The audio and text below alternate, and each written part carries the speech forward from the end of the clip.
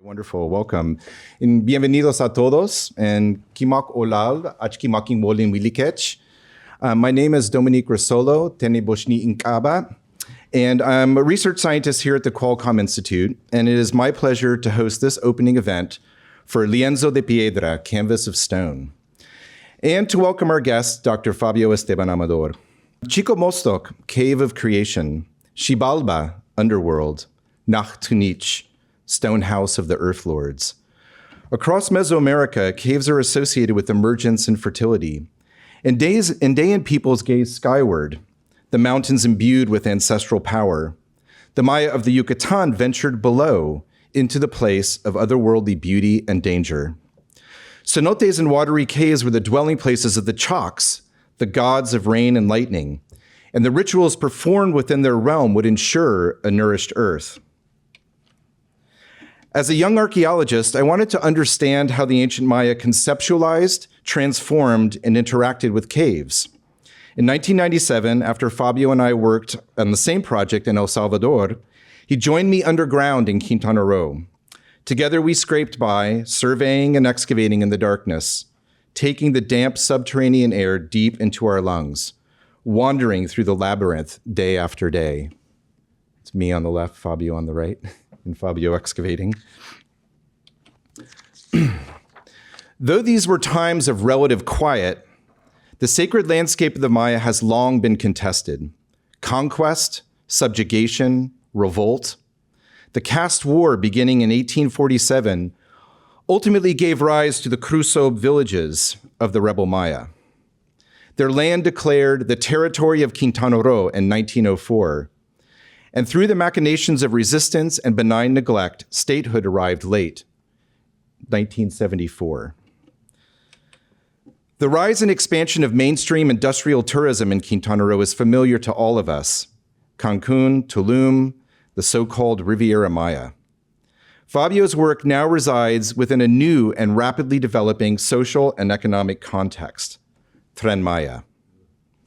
Largely unbroken forest and caves on the margins of an overdeveloped coastline, now scarred, bisected, perforated.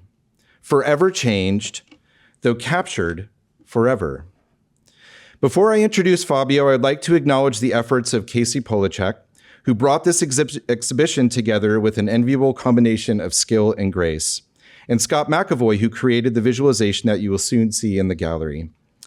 Thank you also to Hector Bracho, Ruben Huerta, Xochitl Rojas Rocha, and the amazing staff here at Qualcomm Institute, and to our director, Professor Ramesh Rao, for his continued support of art and science programming through Gallery QI. Fabio Esteban Amador received his PhD in anthropology at SUNY Buffalo and after study at Rutgers University, Art Students League of New York, and the School of Visual Arts, New York. He went on to assume a professor position at the University of El Salvador and then to National Geographic Society, where he and I worked closely together for nearly 10 years. Fabio currently teaches at New Jersey City University and is a prolific artist across a broad range of media. His works have been exhibited at the Museum of the City of New York, Art Basel Miami, the Manak Contemporary, and others, including his studio in Hoboken.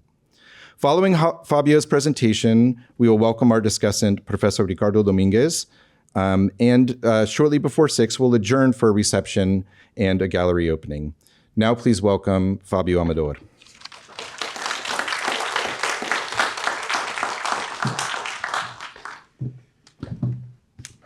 Wow, what an honor. I never heard so many good things about myself. Now, I just want to tell you a little bit about myself, and don't be fooled by the title. This is not a dark story.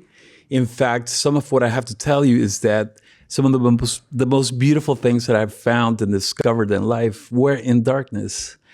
But before I get into that, I want to tell you a little bit about myself. I was born in El Salvador, and I migrated with my parents, my mother, my sister, to New York City. I was 12 years old, and the world was fantastic. It was new. I landed in the Village. I mean, such a creative space. And so I think that much of the creative spirit that was happening in the city at that time had a huge influence in the direction that I want to take in life. Now, of course, this wasn't the first time that I was interested in creating. In fact, I had been toying around with paintings and drawings all my life. But it was at the Art Student League, studying under Richard Poussin-Dart, one of the last irascibles from the New York Expressionist movement, that I began to learn a little bit about color and movement. And therefore, I really went in completely 100%, 200% into this world. And I enjoyed what I could do. I could really focus and express my worldview, my vision, my passion, and my dreams.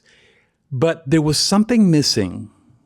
As I got older, I realized that I had to fill some void in my life, and I needed to fill it with not only art, but also history. Because when I started going to art school, I realized that I wasn't the only one that had a passion. In fact, all the cultures throughout the world had used art and continue to use art to express their ideas, their dreams, their hopes. And therefore, my art was part of my passion, but I wanted to fill it with archaeology. And so archaeology became this incredible corpus of information that I incorporated in, not only into my life, but in my focus moving forward. And so a little story here. This is perhaps some of you may recognize the figure in general. It's a chacmul. It's one of those well-known figures from Mesoamerican cultures that have been interpreted in so many different ways. But one of the things that shocked me, and not shocked me so much, but interested me, is that they hold this vessel next to their heart, right? They hold this vessel as if receiving some sort of tribute, perhaps blood, perhaps a heart. I don't know, but the connection here is that not too long ago, when I visited my aunt who I grew up with in El Salvador, she told me a story. When I was 5 or 6 years old, she said that my fascination was with this little box that I had. And every day I would fill that box with all my toys and coins and whatever knickknacks I had. I would run to the backyard. I would dig a hole, place the box inside, then go back to my room, open the window, part the curtain, and look out there. And she didn't have to finish a sentence because I knew exactly what she was talking about. I couldn't wait any longer. And so I ran back out to the yard. I dug up the box and I looked inside, to my big disappointment that nothing had really changed. And so 5 years old, maybe a little crazy, eccentric, I don't know. I was just a curious kid. But the connection that I see with the rest of my life is that I've had a fascination not only with change, but also with time, right? How we perceive change and how we look back at the past and try to figure out these mechanisms of change. And therefore, there is a connection because once I got into archaeology, I started not only studying the progress and the evolution of different art styles within different cultures, but I also became fascinated with how we perceive the past. In fact, the techniques and technologies that we utilize in order to understand the process of creating art and what they contain, what is the message, and how we perceive it in the present. And therefore, I thought that the connection then was there's a connection between art, science, and technology. And being able to merge these worlds is difficult because in our society, they're almost so apart, so distant, that we don't equate the artist and the scientist, yet they're both interested in a creative process. And therefore, I feel that my position in life, in many ways, is between those two worlds. As a merger of different realms and different techniques and technologies. And visualization became not only fascinating, but the tool that together with Dominique and others, we have been using as a way to understand the past. And this is not a coincidence. Perhaps this is more historical in nature, because once you study archaeology and the history of Mesoamerican archaeology, you realize that at the turn of the 20th century, it was the photographers who began to capture the past with their early cameras. And in fact, these artists, these photographers became the very first Mesoamerican archaeologists. And therefore, that transition is not new. That connection, that merger of art and science has always been there because it has always been this incredible creative process that we have used in all sciences in order to achieve an understanding, not only of ourselves, but also of ancient cultures. So it is this that I want to celebrate more than anything because Falco, Kuster, the Qualcomm Institute, Dominique, and many others in the past 10 years specifically have been supporting our effort to not only understand, but to document the past, document culture. And when I say document the past, and this is kind of the tricky question, right? Well, how do you capture, how do you visualize the past? In the cave, I feel that I am able to do this because time becomes irrelevant. And that's where the beauty of darkness comes in.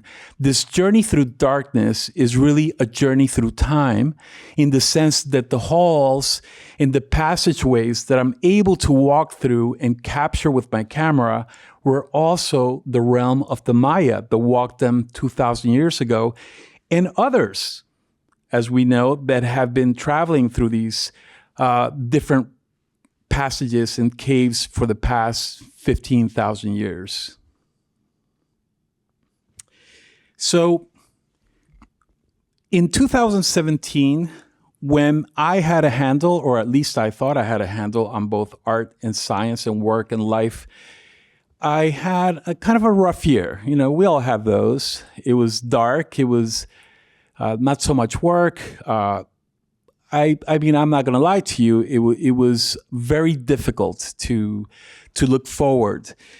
And I thought that perhaps one of the methods that I could use in order to understand myself and my emotions in life was to really look in the mirror and look at the things that scared me, right? And one of the things that frightened me since I was a kid was also darkness. And I thought, well, this could be a good moment to head into the caves because you would be there alone. And I did. In fact, I took a journey of about a month by myself into a cave system. Of course, I had people come in and make sure that I was alive, and they brought me water and batteries, which was the most important thing. But it was really a moment of discovery because I was alone. I had to meet my devil, my fears, darkness, and I was also, more than anything, very curious as to how the Maya and other cultures are able and were able to visualize an entire world, a mythology, gods, spirits, monsters, energy, moving where there's only rock and water. And so I thought, well, this could be the moment. By utilizing light, in my case, as a colorful palette in order to understand the rock and the water, maybe I could also come close to understanding how the Maya, specifically the Maya, created this fantastic world, Xibalba, with all its glory and all its darkness, monsters, goblins, and all, but more importantly and fundamental, life, the beginning of life. And so I want to show you the photographs, but you probably see much of it once we hit the gallery.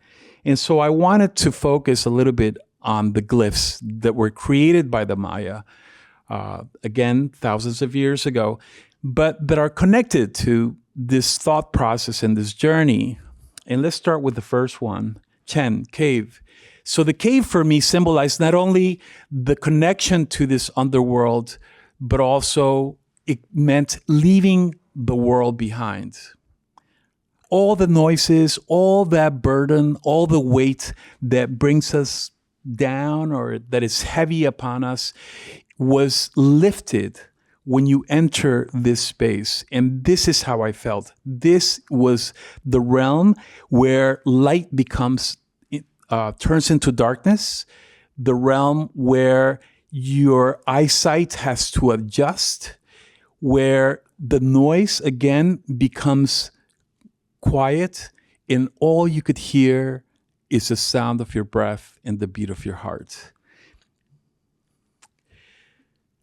Akbal, House of Darkness, perhaps this was the terror that I felt for so many years, being alone in the dark as a kid. But this is perhaps the most important aspect of this journey, because it was in darkness that I realized and discovered that time was irrelevant, that all those notions that I perceived that again weighed heavy on my soul and my perspective, my art and my science, they were also dissipated.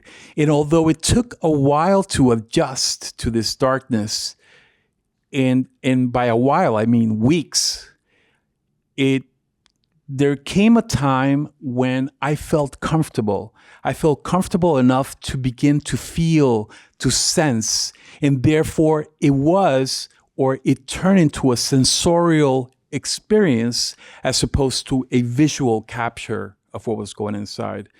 And you could imagine the sound becomes incredible. The sound, the qualities of the air, the rock, the speleothems, all the elements that are alive in the cave or become alive in the cave began to take part of this experience once I entered into darkness. Now, we know that the jaguar has always been prevalent in the Maya region, and we know of the many meanings that the jaguar has as power, king, but there's also a nocturnal aspect to the jaguar, the red jaguar, that is present in all of the Maya mythology. And in my case, the jaguar was present. I could see the paws, I could see the tracks in the cave, I could smell the jaguar, but I could never see it. And every day, as I turned a corner from space to space, it felt like something or someone was watching, but yet there was no one there. But I'm sure the jaguar was there. Why? Because this is the realm of the red jaguar. And all these ideas that I'm proposing to you at this moment, you'll see them captured in images once we enter the gallery. But this is what I felt when I was going through those passages. And so it's important, and it's a great opportunity for me to project my emotions and my feelings as I went through these very many stages.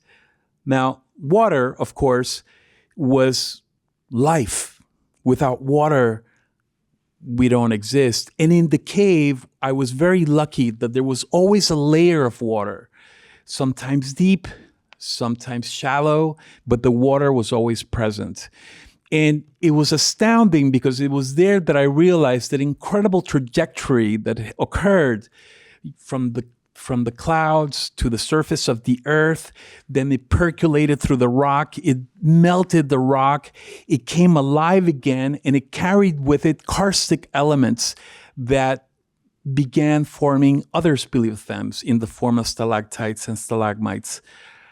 And therefore, it was incredible to realize that even in darkness, there was something being created, as if life was being created. Although we know we don't see rock as being alive, but in the cave, for the Maya, in this mythology that I'm involving you in, there is life, there is movement, there is motion, there's feeling in this world that we consider inanimate. And finally, tun, rock.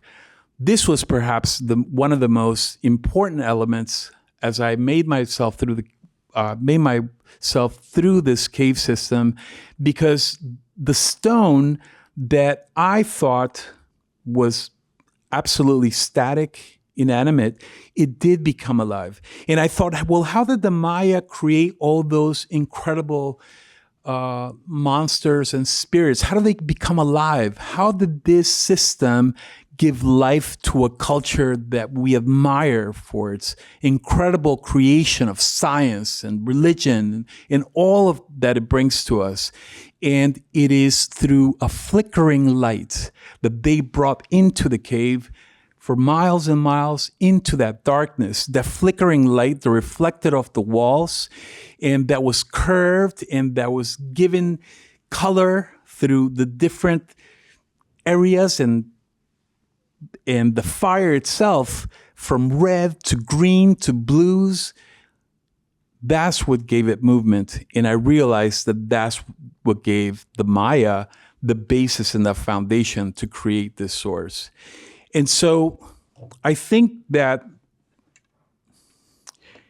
in order to understand all these glyphs and all these concepts of antiquity that were created with the Maya, for the Maya and by the Maya, and realize the profound nature of what it is to be alone in pure darkness, and to have the opportunity to utilize light, controlled light, in the technology of scanning, laser scanner, and also a camera that provided me the opportunity to capture those moments.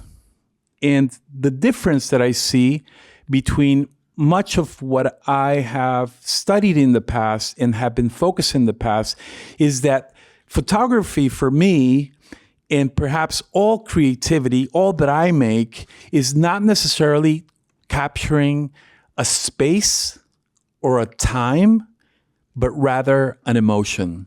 And I hope that when you go through the space, the gallery, you're able to see in the images the power of that emotion. And it's wonderful. And I really don't want to keep you here. I want to celebrate this moment, because it is, after a very, very long time, an opportunity that not many have. But I'm so grateful to Gallery QI, to all of the people that have worked from the audiovisual, Casey, of course, Sochi, Dominique, and I'm super nervous and I won't remember all the names, but to all of you mostly, because you're here. You know, there's some crazy guy called Fabio talking about light and jaguars, but it is wonderful. And what do I want from this? You know what I want? I want to inspire you to go into your depths and to face your fears and to use your creativity to understand a little bit about yourself and the meaning of life. And there you will find some connection between our ancestors, our parents, and the people that give us passion and hope and find something that I consider to be the most meaningful thing in life. So all I can say, lastly, is Yum Kanach. And thank you so much for coming. I want to invite you to a little cocktail, perhaps two, and a visit to the gallery. Thank you.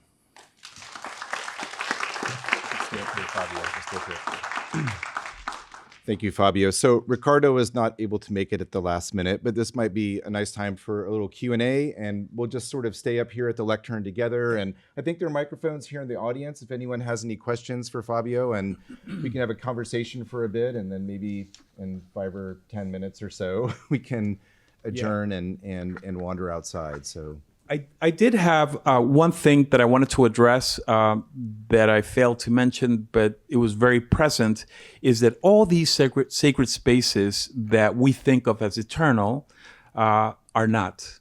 And in fact, most of these spaces in the Yucatan Peninsula, specifically in Quintana Roo, are being affected by Tren Maya. And just development, our progress. We measure our progress by buildings that we make, and therefore we don't pay attention to what's underneath that surface. And so if we don't see that surface, if we don't see those spaces, then it's probably not important. And I think that this is the other side of the card here. The photographs that you're going to see perhaps are the last captures of those spaces, because we don't know what the future holds. We don't know if we will be able to visit them. And this is part of the contested landscape, the sacred landscape that we wanted to address with urgency. I know that in Mexico, there's a big disparity between opinions. Again, some see the Tren Maya as progress because it brings jobs, it gives you a better life to Mexicanos and others that are living down there. But again, we're tearing apart the legacy of a culture that has existed for thousands of years, and these sacred spaces. These spaces were again, you could find so many different things. The last thing that I want to tell you, and one thing that it could be almost, for me, it breaks my heart to think of the day that would be destroyed. But there's a pond in all this system. The system is about 37 kilometers long. So there's millions of spaces and stalactites. But there is one part where there's a pond, form of a pond. And you could, you go in with a wetsuit and a life jacket, and you just complete and total darkness. And the most daring thing that I could do was to just lay back and float. And all of a sudden, I am traveling in a spaceship called Earth across the universe. And that never comes around when I'm driving on the highway or riding my motorcycle, gonna pick up lunch. This is why these spaces, I consider them so special, because they bring out the need for us to be connected to another type of existence, one that has to do with our soul, with our mind, with our notions of life. And so this is an important part of the story, and I don't want that to be missed or forgotten. Thank you. Any questions? We can walk up to the microphone and share any thoughts or Yilda? ¿Desde cuándo tomaste las fotos? From where is that you start taking the pictures to when? What is going to be the time that we're seeing? So the photographs that you will be seeing in the gallery space were taken between August and October of 2017. They were these were periods of 1 week in the field. Then I came back because I needed a shower and warm food and socks. I would come back, but every time it became more intense. Every time that I felt more connected and focused, and I wasn't expecting anything. In fact, it was wonderful because I never operated a flash in my life. I love photography, don't get me wrong, and I've been taking pictures all my life, but it was such a unique opportunity. Even Canon Mexicana provided the equipment because I didn't have a camera or a lens to shoot it with, and the strobes. And so it took a while for me to get used to not only the darkness, but also the equipment, right? And how to work it. The last week was glorious because I began shooting with intention, right? I was deciding how the light would be just submerged under the water level. And that created in itself a change in temperature, in atmosphere. And you'll see in the photos how there's some images that you feel like it's the Arctic Circle, it's so cold. And I felt so cold. And that's what I meant when I said that these images are not a moment in time, but rather a feeling, a deep connection to that. And so 2017. Sorry. Thank you for the question. That's a tricky question, but one that definitely has an answer. I think that they both inform each other because they're both part of the process. And therefore, I think the technology side of it or the scientific side of it we have gained much more knowledge of the details, right? Because we're able to manipulate, for instance, a certain space or monument or artifact, because we can manipulate it, bringing out a context, and even see the way that it was shaped and was formed by a human. Now, that is still developing. It's still a developing story. We're looking underwater and underground and aerial. I mean, in the last 10 years, there has been an explosion of how the technology has really changed Earth. In fact, with Dr. Braswell, we were just talking a few minutes ago that we were just at the SAAs and everybody's LIDAR, LIDAR, LIDAR. And I was like, does anybody do like archaeology anymore? Right? So the technology is driving us in a direction. I think it's positive, but that direction, it's completely connected still to a creative process, right? Because we still have to make sense of things.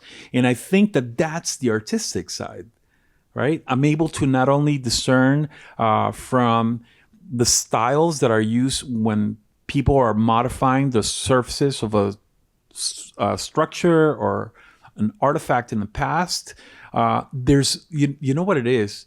I have to say that science has humanized the way that I approach understanding the past, and therefore that humanization, but making it human, I think that gives it an artistic quality. And so, this is my last piece. I just finished it 2 weeks ago, and the reason why I put it up there is because it's changed, right? There's a photographic element. There's obviously a Mesoamerican element.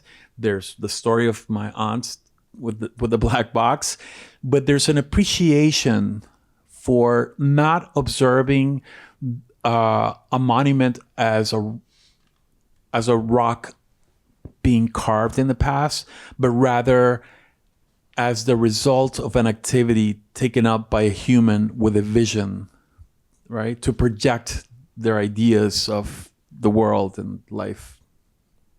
It's a very interesting thing because we talk about this quite often. A colleague of ours, the late Cameron Griffin, he had encouraged many of us who were working in caves in the Maya area to bring torchlight in, because clearly you're viewing your environment quite differently when it's illuminated by torch.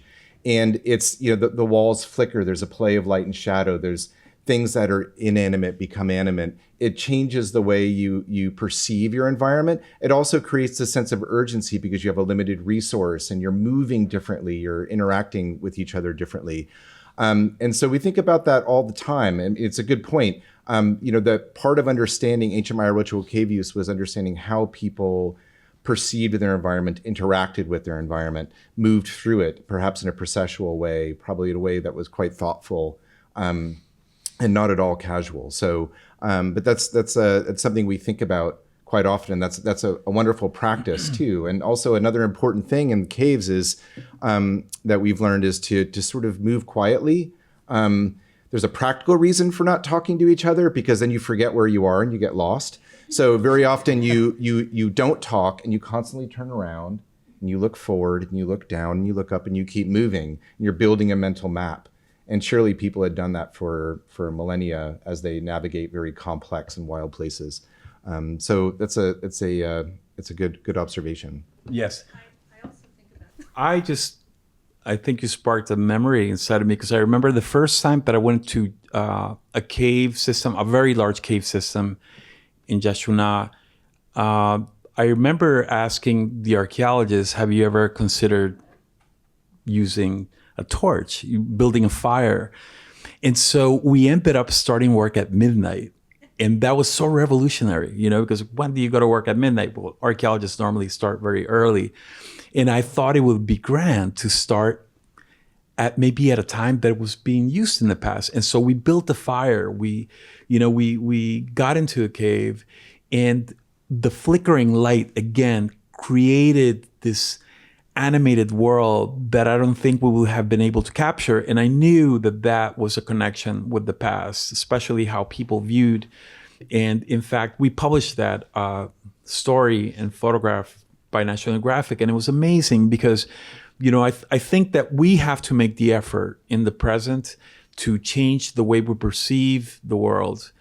with alternative means or just by being creative, just by going in off season or in a different time in order to have a different perception of how those spaces, which were sacred spaces, right? Which were, especially in this cave, Sukuiha, it had holy water. I mean, not holy water, but rather sacred water, virgin water. And therefore, there was a different purpose. It not only sustained life, but it provided life. And so we would have never been able to see it if it wasn't for that flickering light and all that pointed into that direction in the cave. I mean, it's challenging in Quintana Roo, as you can imagine. There are not even sanitary landfills. So all of the refuse of tourism makes its way down into the water inside the caves. And it's difficult. I mean, I'm quite pessimistic about there being any sort of way of these different systems coexisting and people and their legacies being preserved and honored. As tourism progresses, I think it's just the reality of the situation in many places around the world. But that connectivity is also very interesting here too. So even though we think about Tren Maya as having a very sort of like a razor cut through the forest, how impactful could that infrastructure project be? But what you're seeing in caves like Pool Tunich here at Rio Secreto are these systems are connected. So it's a series of underground river systems that move from the west to the east. Anything that's introduced into that system in the interior ultimately makes its way to the coral reef. And so there's connectivity between all of these different ecosystems through these caves. It's a maze of caves that make their way underneath the eastern part of the Yucatan Peninsula. So any kind of impact like what we're seeing with Tren Maya, especially perforating into the aquifer, is literally having downstream effects. But it's challenging, and I think the best we could do is try to document these places and to be able to amplify these stories of impact, to maybe spur action and maybe encourage others to be more thoughtful about how they support this kind of tourism. Yeah, I would also add that to me it relates to scale, right? Looking at Quintana Roo it's a universe. I mean, there's hundreds and hundreds of miles of connected tunnels. I've had the opportunity to work in different archaeological sites and just in different parts of the world. I've seen some areas in Peru that are well contained where the huacas are looked at as a single element and therefore they're able to preserve. I looked at some Roman sites in Cordoba, Spain, where, there's multiple levels of the different cultures that inhabited that area. And in some creative ways of not only observing or appreciating and placing value in the past, but also living with the past, right? And I think that there may be something there in the future where we are not blind of these spaces, but we acknowledge their existence and their importance, and therefore we consider them, because right now they're not even part of the dialogue. And so I think that a possible solution is to be able to say, hey, like we need a sanitary solution to this. Hotels need to build some sort of to mitigate the problem. Exactly. And there's no laws, there's no rules, or rather it's everyone does whatever is convenient or whatever money allows them to do. But again, it's the scale that's almost impossible to imagine, the scale of Yucatan, Quintana Roo. I mean, it's enormous. And so it's sad, but perhaps we need to begin saying, okay, what do we want to preserve? What do we want to keep? And that's a hard question, because everything should be kept, but not everything can be kept. I'm an experimental filmmaker myself, and I have created that experience. And when I worked at National Geographic, in fact, that was my complaint. The scientists don't think about this, but we need to be the mosquito on their shoulder. We need to be there. We want to understand the process of what happened. And we have created, in fact, we shot in earlier than the photographs, but we've shot a documentary style TV for National Geographic in Latin America. So it's available on YouTube.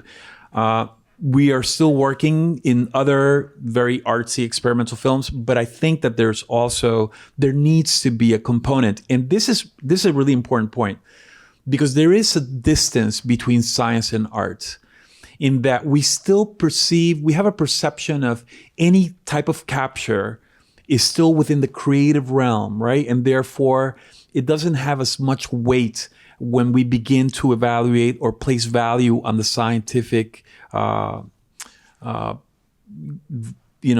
scientific meaning or the importance of the discovery. And I think that just imagine if every scientific project also included or involved a person with a creative perspective. That didn't have to be you. You don't have to be the one capturing selfies. I'm not into that. But rather someone dedicated to telling your story. I think that that's important. I think, and that's where I want to fit. That's where we have been able to create videos with students from this school, where they come to the caves and they come to the Yucatan for the first time, and we make short documentaries of these experiences. And thank you for that question and statement, because I think that we don't have enough of those cameras. And it doesn't have to be something out of this world. It could be something as simple as your phone now, or a GoPro. It's about capturing that experience that we still don't have. And there's so many different scientists and engineers discovering ways of how to reach Mars and beyond the moon, but there's no camera capturing that image. That I think it's important for us to understand their process. All right. Yeah. We could go on for a long time on that topic, but no, it certainly changes your perspective. I mean, these were for the Maya. These were places imbued with great power and meaning. So they're places of fright, and the Maya peoples did not live in caves. They did not enter them casually. These were a place that, again, they were very thoughtful when they would venture inside, and so you do get a sense of that you're making a transition into a place that is so different from the outside world. Just such a stark transition from the forest floor to a place that is really otherworldly. But interestingly, we see evidence in caves that the Maya also saw the familiar and the unfamiliar, that they would treat floor-like places like floors and embellish them architecturally, natural columns as columns, terraces as terraces. And so it was an interesting sort of play, the sort of reciprocal metaphor of cave as temple, temple as cave. And so you notice these things the more that you spend time in caves and let your senses be activated, so that you can make observations that otherwise don't come when you just quickly move in with laser scanners and cameras. So, but it's I think we just have to spend more time in these places, and we enjoy doing so. Yeah, I would add that. Thank you for your question. That's wonderful. Well, darkness. First of all, yes, it was really hard, but it all of a sudden it became velvety. All of a sudden it became kind of comforting. In fact, my latest camping equipment is blackout, so I don't have to see any light, which is a different change from what I used to be. But within that darkness, what I found is that you also appreciate all the elements that are there, architectural, modified, or natural in a different way. And for instance, I couldn't understand at first why the Maya in other cultures used speleothems as the jaws of the monster, the teeth, the fangs, or use them in a ritual sense at an altar dedicated to a god. I didn't see how that happened. How do they choose? Like, which one is, I think that it wasn't a selection in that manner, but rather it was the experience. It was their unique experience which allowed them to select speleothem and use it in honor of their belief, right? And place it in a setting where it will be respected and viewed and perhaps have permanence. And this was found in darkness as well. And so I think that there is a connection of how we are beginning to perceive those spaces and connection to the people that modified that space in the past.